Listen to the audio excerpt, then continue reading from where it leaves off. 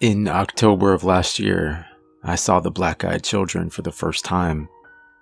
They floated just outside the open window, their skin a pale white, and their eyes as dark and void as the deepest hole you can imagine.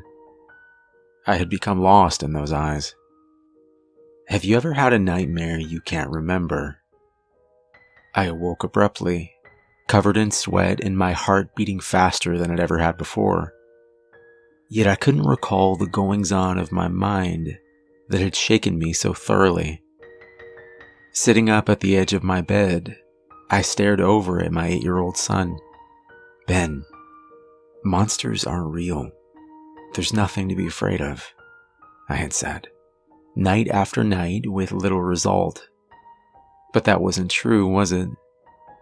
There was much to be afraid of. Since his mother had died, each night had progressed the same. I would tuck him in, Ben would promise that he would stay in his own room tonight, and I would kiss him on the forehead. I would then walk tiredly to my own bedroom, close the door quietly, take more than my fair share of melatonin, and drift off to sleep. Upon awakening, I would most certainly find my son gently nestled against my shoulder. Thinking it had to be the natural result of losing his mother, I hadn't thought much of it. That was until the nightmares started, and the children began their nightly visit. The first night I saw them, I was sure it had to be a dream. The bed was nearly pressed up against the window, and my son was directly below it. The two children reached their arms through the opening and were only inches away from grabbing my son. Somehow holding back a scream, I reached out to push the cold arms away, and then I shut the window and locked it. "Dad?" Ben had said, having perhaps awoken from his own nightmare.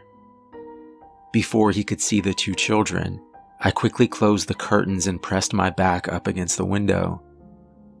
"What are you doing, Dad?" "Nothing. Go back to bed," I said quietly, having no idea what to say or do. This is what I did do. Each night I would lock the windows securely and shut the blinds so tightly that it was impossible to see anything. I made it a rule in our house that each night every window must be locked securely and the blinds shut. I think I made up some excuse about burglars choosing homes where they could see inside. A few nights later, I peeked through the blinds and saw the two children, pale as death, back to where they had been that first night. I became lost in the depth of their eyes, and I watched as they looked from me to my son. "No, you can't have him," I whispered angrily, snapping back into reality and pushing the blinds closed. As time continued, Ben's nightmares increased. "Dad, sometimes at night I see things," Ben said, fear washing over his face. I interrupted quickly. "I know what you see, Ben. Don't worry. They can't get you."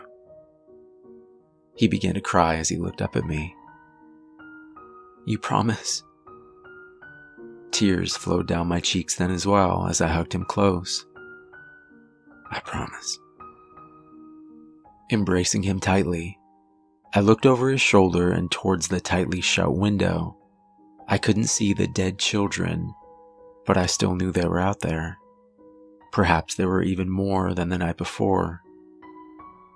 Months went by, and eventually Ben got to the point where he wanted to try sleeping in his own room again. "I don't want to be afraid anymore, Dad." He paused and looked up at me. "They can't get me, right?"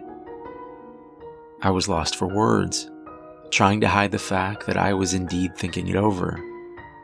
I had not only boarded off my son's bedroom window, but had sealed it as well. Nothing could get through. I was sure of it.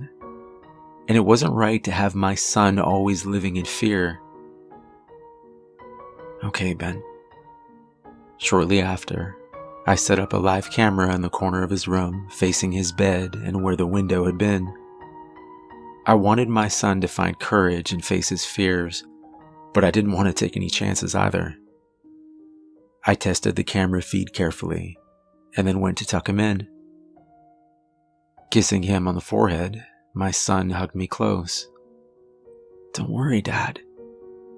I'm not afraid anymore."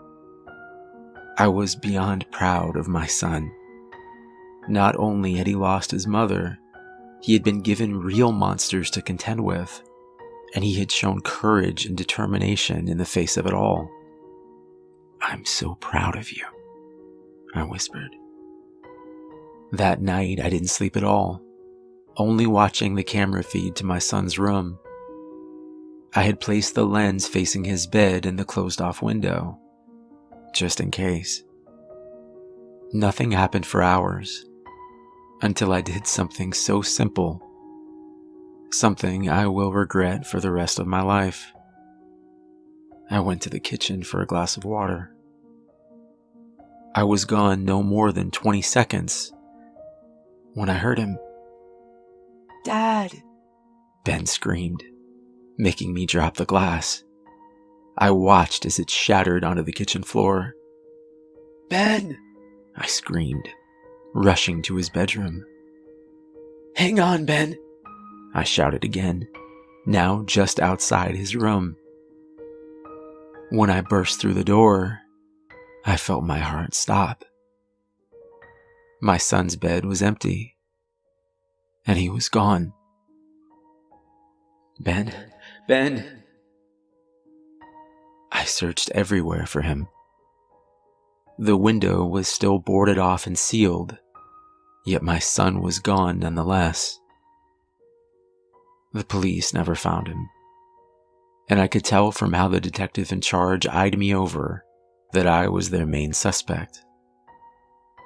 It wasn't until 2 weeks later that I found Ben's drawings from the previous months. There were no dead children outside the window, and no monsters with black eyes. There was something else entirely.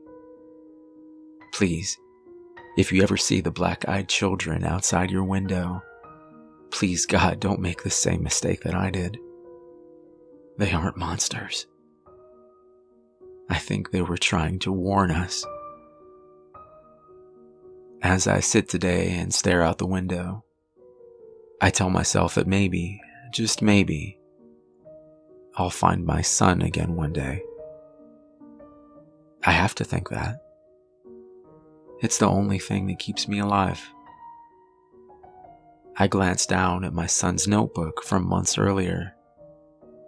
One page stands out among the rest. There is a drawing of his room, the window boarded off and my son sleeping peacefully.